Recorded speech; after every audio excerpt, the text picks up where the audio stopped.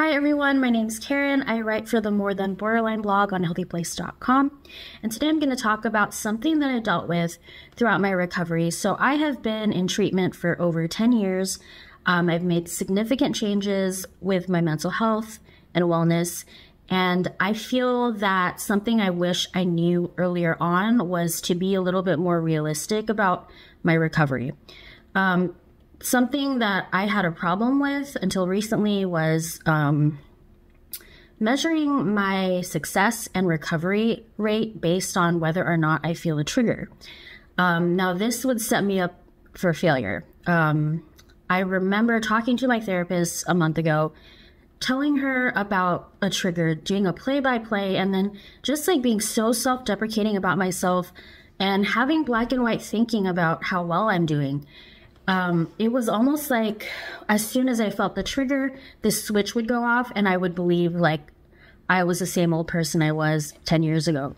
So something that she taught me was to measure your success in your recovery based on how you react to the trigger rather than feeling it at all. And that reminds me to be realistic about my reality because I have BPD. It's important to note that I am going to get triggered, even if I am in recovery for more than a decade. I am going to feel these things because I have trauma. But just because I feel them at all, it doesn't mean that I'm not doing better. It wouldn't be fair to compare myself to somebody who doesn't have trauma or BPD because that is just setting myself up for failure.